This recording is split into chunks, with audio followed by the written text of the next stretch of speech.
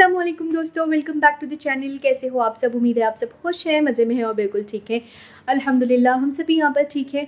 तो आज के व्लॉग में बहुत ज़्यादा जो है वो देसी स्टाइल का होने वाला है क्योंकि हम रहते हैं अपने वतन में और यहाँ पे जो हमने अपने काम करने हैं वो अपने देसी स्टाइल से करने हैं।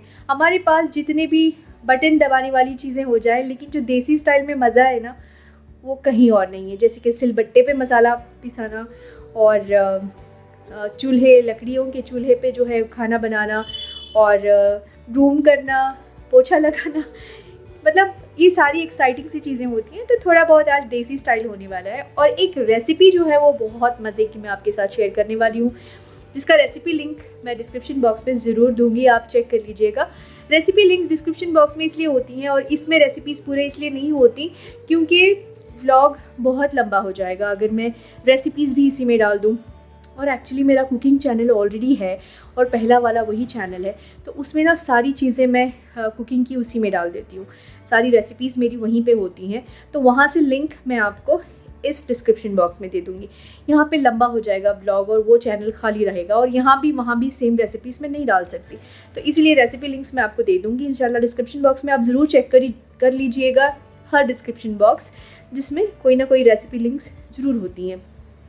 तो आज ना थोड़ा ज़्यादा वर्जिश हो गई मेरी, बहुत ज़्यादा मैंने आज घर का काम किया है और इतना सुकून मिला है ना मुझे आज काम करने के बाद, क्योंकि मैंने आज बिल्कुल देसी स्टाइल से काम किया है। कैसे काम किया है आप मेरे ब्लॉग में देख सकते हैं। तो और मैंने सुबह सुबह क्या किया, आज ब्रेकफास्ट बना लिया, उसके पीछे ही जो है मैंने खाना भी बना लिया। बड़े मज़े की रेसिपी है आज की जो आपके साथ शेयर होगी इंशाल्लाह। और तो चलिए आज बनाते हैं मज़े मज़े की रेसिपीज़ और पूरा दिन मेरा आज कैसे एक्साइटिंग सा गुजरा आप ज़रूर देखिएगा, बिल्कुल देसी स्टाइल में। तो चलें जी, शुरुआत कर लेते हैं आज के ब्लॉग की और मज़े मज़े का खाना वगैरह बना लेते हैं। अच्छा जी, तो एनिवर्सरी की इवनिंग में जो भी बचा था वो मैंने यहाँ पे कंटेनर्स में डाल दिया है। थोड़ी सी ब्राउनी बची हुई थी, ब्राउनी मैंने 2 बनाए हुए थे, सारी ख़त्म हो गई और 3-4 पीसेस बचे हैं, मैंने उसको कंटेनर में डाल दिया है। और उसके साथ साथ मैंने जो अफ़लातून था उसको भी मैंने 2-3 पीसेस वो भी बचे हुए थे तो मैंने उसको भी डाल दिया। बाकी सारे बर्तन यहाँ पर पड़े हुए हैं। अभी मुझे सारे बर्तनों को क्लीन कर देना है क्योंकि ये ऐसे तो नहीं रख सकते मैं रात में, मुझे सुबह आऊँ तो किचन क्लीन रहना है। यहाँ देखें जी, सारे बर्तन ऐसे पड़े हुए हैं जो रात में क्लीन कर दिए थे। अभी इनका सारा पानी सूख चुका है। अभी इनको मैं टिश्यू पेपर से क्लीन करूँगी और अपनी जगह पहुँचा दूँगी। आपने तो मेरा निकाह का ब्लू घाघरा देखा था और ये जो है वो ये वलीमे का है। ये सारी पिक्चर्स जो हैं मैंने अपनी फ्रेंड के साथ, जो आई थी फैमिली, वो मेरी फ्रेंड थी, उनके साथ मैंने ली। उसके बाद उनके बच्चों के साथ ली और मेरे हस्बैंड ने उनके हस्बैंड और बच्चों के साथ लिए। फिर हमने अपने बच्चों के साथ लिए। उनके जाने के बाद फिर जो है हमने रात में मैंने और मेरे हस्बैंड ने ये सारा कुछ फ़ोटो शूट किया था छोटा मोटा सा। उसमें मैं अलग अलग तरीके से जो है दुपट्टा पहन रही। और आपने दोनों सूट्स देख लिए मेरे, निकाह और वलीमा दोनों की घाघरा। जब आप फजर पे उठ जाते हो सारे काम ख़त्म होने के बाद, मैंने बर्तन भी सारे रख दिए और मुझे एकदम सब कुछ क्लीन लग रहा था। तो उसके बाद मैं आ गई थी जी, यहाँ पे ऑरेंजेस थे। तो ऑरेंज बड़े महंगे हैं यार, कितने महंगे हैं। तो मैं ऑरेंजेस को पील कर रही थी और साथ में गुआवा था, उसको भी मैंने कट कर लिया। और पाइनएप्पल्स भी आए हुए थे तो मैंने इनको साइड में रख दिया और साथ साथ मैंने गुआवा खा लिया एक।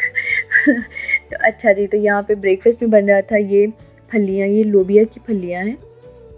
इसकी बनेगी जी सब्ज़ी विद आलू, आलू के साथ सब्ज़ी बनेगी और साथ में बन रही हैं जवार की रोटियाँ। सब्ज़ी बन चुकी, नाश्ता शुरू हो चुका है, शुरू हो चुका है। तो एक एक करके सब नाश्ता कर रहे हैं। एक्चुअली ये रोटियां बनने में थोड़ा सा टाइम लगता है, पता नहीं क्यों स्लिप ऑफ द टंग हो रहा है बार बार। That's okay, kindly adjust. और यहाँ पे ना इसको पानी लगाया जाता है, जैसे आप लोगों को पता होगा, जो बनाते हैं उनको पता होगा। पानी लगा के बना रही हूँ मैं। और जवार की रोटी इस तरह से बनाने पे बहुत अच्छी होती है और बिल्कुल ये आटे की रोटी है, इसमें जवार का जो फ्लोर होता है उसकी रोटी है, इसमें कोई मिक्सिंग नहीं है। तो इसीलिए इसको जो पानी में हम गर्म पानी में घोल के बनाते हैं ना, बिल्कुल उस तरह से मैं बना रही हूँ। और इसको मैं पानी ही लगा रही हूँ। थोड़ा सा नीचे ना वो हल्का सा, अगर आपका पैन, जो मेरा जो पैन है ना, ये ऐसी रोटियों के लिए ही ये पैन रखा हुआ है मैंने। अच्छा जी, नाश्ता सबका हो चुका है। मैंने आपको आज जवार की रोटियां भी बता दी, लेकिन बनाना कैसे है वो भी इंशाल्लाह वीडियो में सिखा दूँगी। अच्छा जी, तो यहाँ पे जो है हस्बैंड चले गए जी ऑफ़िस और बच्चे चले गए स्कूल, और मैं यहाँ पे ना चटनी बनाने लगी थी, जो उस दिन मैंने शेयर की थी, वही जो कि ख़त्म हो गई थी इंशाल्लाह। मैंने रेसिपी ले ली है, ये मैं लिंक आपको शेयर कर दूँगी इंशाल्लाह। तो ये ख़त्म हो गई थी। ये चटनी ना होना ही चाहिए हमारे घर में, और मैं ज़्यादा नहीं बनाती हूँ। मैं ना 2-3 मरतबा या ज़्यादा से ज़्यादा 1 हफ़्ते के लिए बना लेती हूँ, और 1 हफ़्ते में भी जितना खा सकें वो खाते हैं। अदरवाइज़ सब्जियाँ होती हैं, दूसरी चीज़ें होती हैं। टिक्की बना दें तो टिक्की पे डाल के खा सकते हो, बर्गर्स में डाल के खा सकते हो, जो इंडियन बर्गर्स जैसे वड़ा पाव वगैरह होता है उसमें खा सकते हो। आप सिंपल रोटी पराठों के साथ खा सकते हो, जैसे मैंने उस दिन खाया था, थोड़ी सी हरा धनिया और अनियंस के साथ। तो आप इस तरह से कैसे भी खा सकते हो, बड़ी मज़े की होती है। ज़रूर रेसिपी ट्राई कीजिएगा। और मुझे मेरे सब्सक्राइबर्स ने भी कहा था कि चटनी बड़ी अच्छी लग रही है, तो इसलिए मैंने आपके साथ रेसिपी भी बना के शेयर करनी थी। तो रेसिपी तो वीडियो तो मैंने ले लिया है, इंशाल्लाह मैं जल्दी शेयर कर दूँगी। और जी, यहाँ पे आ गया था मेरा कुरियर, जिसमें आया था ऑर्गेनिक सॉल्ट, जो कि है पिंक सॉल्ट। नमक जो है, मैं जो भी चीज़ थोड़ी बहुत बची होती है तो तभी हमें ऑर्डर कर लेना चाहिए। जैसे कि हर चीज़ हम मंगवा लेते हैं, बिल्कुल उसी तरह से नमक भी मैंने मंगवा ली है। और ये पिंक वाला सॉल्ट है, हिमालयन। अच्छा, मुझे एक बात पूछनी थी आप सबसे, आप भी मुझे बताएं। मैंने तो सुना है ऐसे कि नमक ख़त्म होने से घर की बरकत उड़ जाती है, चली जाती है। तो ऐसा तो मेरे घर में कभी हुआ नहीं कि नमक पूरी तरह से ख़त्म हो गया हो। तो क्या ये सच है कि नमक ख़त्म हो जाए पूरा घर पे तो घर की बरकत उड़ जाती है? क्या आप लोग भी ये मानते हैं? मैंने तो कभी महसूस नहीं किया। तो आप मुझे बताएं इस बारे में कि क्या है? क्या ये मिथ है या फिर ऐसे ही कुछ बोला हुआ है बड़ों ने? होता है ना कि कुछ ऐसे कह देते हैं, तो बिल्कुल ऐसे है या क्या है? I don't know. तो आप भी मुझे बताएं। अच्छा जी, तो चटनी बन गई थी मेरी, और यहाँ पे जो है मैं एयर टाइट कंटेनर में इसको डाल के रख रही हूँ। बस इतनी ही बनाई है मैंने। इसको हम ऐसे हफ्ते में कभी भी दिल करे तो इस तरह से खा लेते हैं। तो ये अच्छा होता है, जैसे आपकी हेवी सी दावत हो गई है और नेक्स्ट डे जो है आपको ये इस तरह से कुछ खाने का मन नहीं कर रहा है, तो आप इस तरह की चीज़ें कुछ बना के आप खा सकते हैं। बड़ा अच्छा रहता है जब आपको बहुत बोर हो रहा हो, कुछ भी बनाने का मन नहीं कर रहा हो, तो उस टाइम पे ना ये चटनियाँ, सूखी वाली चटनियाँ बहुत काम आती हैं और बड़े मज़े की लगती हैं। अगर कोई झींगा खाता है, मतलब जो ड्राई फ़िश होती है ना वो, या फिर बैंगन का भरता जो होता है वो, उस टाइम पे भी आप इसको ना थोड़ी सी इसमें मिक्स कर लेना तो बड़ा मज़े का लगता है। अच्छा जी, चटनी बन गई और मैंने स्टोर कर दिया। अब यहाँ पे आ जाते हैं कुकिंग की तरफ। जो आज की रेसिपी है ना, ज़बरदस्त सी रेसिपी है। इसका लिंक भी मैं शेयर करूँगी, आप चेक ज़रूर कीजिएगा। ये जो रेसिपी मैं बना रही हूँ, ये बना रही हूँ जी फ्राइड कबाब मसाला।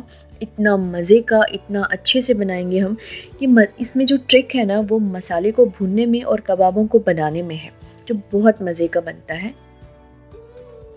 एक साइड पे मसाले की भुनाई चल रही है और दूसरी साइड पे कबाबों को फ्राई किया जा रहा है। देखें जी, कितने मज़े के मटन के कबाब हैं ये, बड़े मज़े के।